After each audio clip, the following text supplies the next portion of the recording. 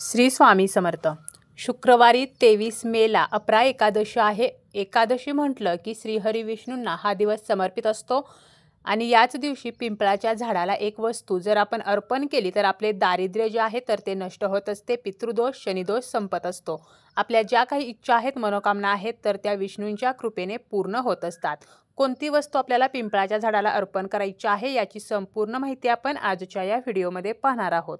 आपले दारिद्र्य नष्ट व्हावे, आपल्या आर्थिक समस्या कमी व्हाव्यात, पैशासंबंधीच्या अडचणी ज्या आहेत तर त्या नष्ट व्हाव्यात, त्याचप्रमाणे आपला जो काही पितृदोष आहे तर तो सुद्धा संपावा, शनिदोष ग्रहदोष तर हे नष्ट व्हावेत यासाठी आपण पिंपळाच्या झाडाला एक वस्तू अर्पण करायची आहे। त्याचप्रमाणे पिंपळाच्या झाडाखाली एक दिवा जो आहे तर तो सुद्धा लावायचा आहे। हा दिवा कसा लावायचा, दिव्यामध्ये नक्की तेल कोणतं वापरायचं, त्याचप्रमाणे वस्तू आपल्याला कशा प्रकारे अर्पण करायची आहे, कोणत्या चुका करायच्या नाहीत तर याची संपूर्ण माहिती आपण पाहणार आहोत। पिंपळाचं जे झाड आहे तर ते आपल्या हिंदू धर्मामध्ये अतिशय शुभ मानले जाते। ज्याप्रमाणे वटवृक्षाला, बेलाच्या झाडाला, केळीच्या झाडाला, आवळ्याच्या झाडाला, त्याचप्रमाणे शमी वृक्षाला हिंदू धर्मामध्ये धार्मिक महत्त्व आहे, तर त्याचप्रमाणे पिंपळाच्या झाडाला सुद्धा धार्मिक महत्त्व आहे। पिंपळाच्या झाडाची पूजा केल्यामुळे संपत्ती जी आहे तर ती आपल्याला प्राप्त होत असते, घरामध्ये सुखसमृद्धी वाढते। बुद्धांपासून अनेक ऋषींनी पिंपळाच्या झाडाखाली ज्ञान प्राप्त केले आहे। पिंपळाच्या मुळामध्ये श्रीहरी विष्णू आहेत, फांद्यामध्ये नारायण आहेत, पानामध्ये देवहरी आणि फळांमध्ये सर्व देवतांचा वास आहे। पिंपळ वृक्ष म्हणजे भगवान विष्णूंचेच एक रूप आहे। त्याचप्रमाणे आपल्या पूर्वजांचे आणि तीर्थक्षेत्रांचे हे निवासस्थान सुद्धा आहे। पिंपळाचे झाड जे आहे तर ते विष्णूंचे रूप असल्यामुळे तेथे माता लक्ष्मीचा सुद्धा वास आहे, कारण ज्या ज्या ठिकाणी विष्णू आहेत तर त्या ठिकाणी माता लक्ष्मी जी आहे तर ती आपोआप येत असते। त्यामुळे या झाडाची पूजा केल्यामुळे विष्णू आणि लक्ष्मी यांचे सुद्धा आपल्याला आशीर्वाद प्राप्त होत असतात। एवढेच नाही तर सर्व देवदेवतांचे सुद्धा आपल्याला आशीर्वाद मिळून अक्षय पुण्याची प्राप्ती होत असते। आता आपल्याला पिंपळाच्या झाडाला कोणती वस्तू अर्पण करायची आहे ज्यामुळे पितृदोषातून आपली सुटका होईल, त्याचप्रमाणे पिंपळाच्या झाडावरती नेहमी शनीची छाया असते, त्यामुळे शनिदोष जे आहेत तर ते सुद्धा दूर होतील।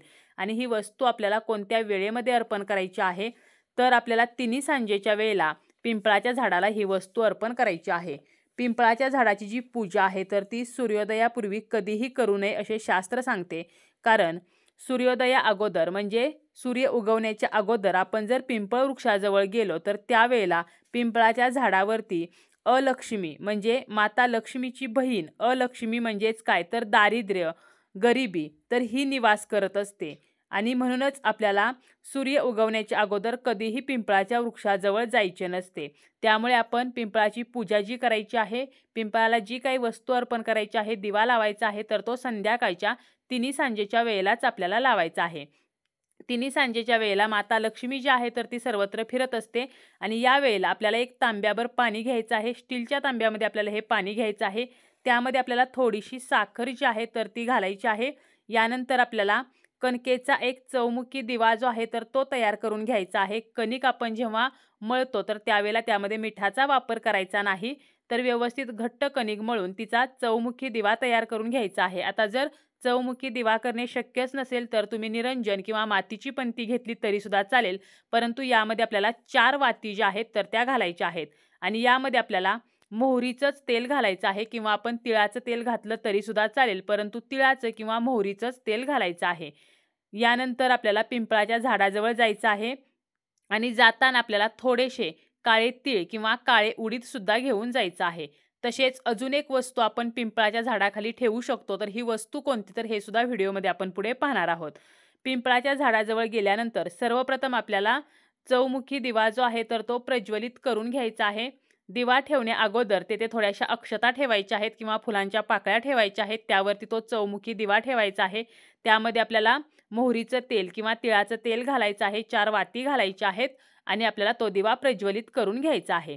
त्या दिव्याला हळदी कुंकू अक्षता फूल अर्पण करून त्या दिव्याची पूजा करायची आहे। आणि यानंतर आपल्याला आपण जे पाणी घेतलेलं आहे तांब्यामध्ये तर ते पिंपळाच्या झाडाला अर्पण करायचं आहे।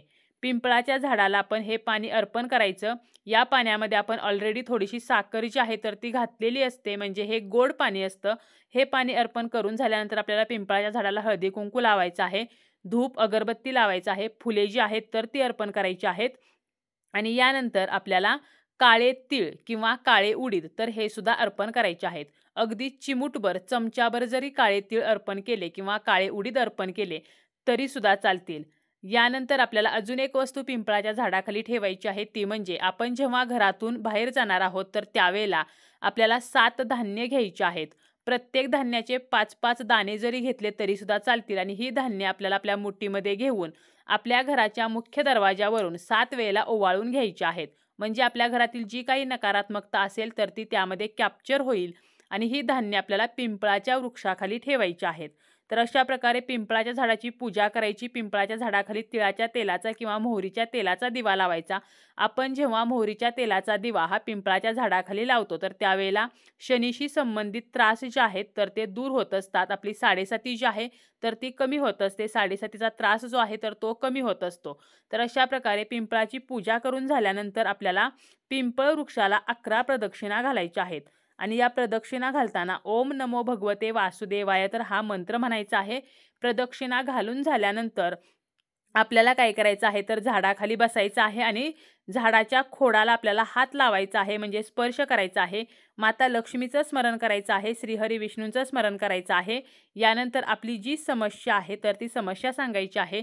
जसं की आपल्याला काही आर्थिक समस्या असतील किंवा घरामध्ये एखादी व्यक्ती सतत आजारी पडत असेल तर ती समस्या सांगायची आहे आणि आपल्याला प्रार्थना करायची आहे की माझी अशी अशी समस्या आहे तर ती समस्या नष्ट व्हावी. आणि यानंतर आपल्याला घरी यायचं आहे. घरी येताना आपल्याला मागे वळून पाहायचं नाही. घरामध्ये जर एखादी व्यक्ती सतत आजारी पडत असेल तर जी 7 धान्य आपण मुख्य दरवाजावरून ओवाळून घेतलेली आहेत तर ती त्या आजारी व्यक्तीवरून ओवाळून घेऊन पिंपळ वृक्षाखाली ठेवली तरी सुद्धा चालतील. पिंपळाच्या झाडाची पूजा केल्यामुळे आपला पितृदोष जो आहे तर तो तर नष्ट होतोच, परंतु आपला शनिदोष जो आहे तर तो सुद्धा नष्ट होत असतो. कारण स्वतः शनिदेवांनी सांगितलेलं आहे की जो कोणी व्यक्ती पिंपळाच्या झाडाची पूजा करेल तर त्याला शनीचा त्रास होणार नाही. तर यामागे सुद्धा एक छोटीशी आख्यायिका आहे. तर ती आख्यायिका काय आहे तर महर्षी दधीची यांनी जगाच्या हितासाठी आपल्या देहाचा त्याग केला आणि देवराज इंद्रांना अस्थी दान केल्या. मग विश्वकर्माने दधीचीच्या हाडापासून वज्र नावाचे शस्त्र बनवले जे खूप शक्तिशाली होते. महर्षी दधीची यांच्या पत्नीला जेव्हा हे कळले तर तेव्हा तिला खूप वाईट वाटले आणि त्या सती जाण्यास निघाल्या. देवांनी तिला थांबवण्याचा खूप प्रयत्न केला पण तिने ऐकले नाही. महर्षी दधीची त्यांची जी पत्नी होती तर ती त्यावेळेला गर्भवती होती. तिने तिच्या गर्भातून आपल्या मुलाला बाहेर काढले आणि पिंपळाच्या झाडाखाली ठेवले आणि त्यानंतर ती सती गेली आणि ते मूल पिंपळाच्या झाडाखाली पिंपळाची पाने खाऊन जगले आणि म्हणून त्याला पिपलाद ऋषी तर असे नाव पडले. आणि हे पिपलाद ऋषी जे होते तर त्यांनी अत्यंत कठोर अशी तपश्चर्या केली. त्यांनी ब्रह्मदेवांची तपश्चर्या केली आणि यानंतर त्यांना समजले की आपले वडील हे शनिदशेमुळे मरण पावले. तेव्हा त्यांनी ब्रह्मदेवांच्या आशीर्वादाने ब्रह्मदंड जो प्राप्त केला होता तर त्याचा वापर करून शनिदेवांना शिक्षा दिली आणि शनिदेवांनी पिपलाद ऋषींची माफी मागितली आणि वचन दिले की जो कोणी पिंपळाची पूजा करेल तर त्याला शनीचा त्रास होणार नाही.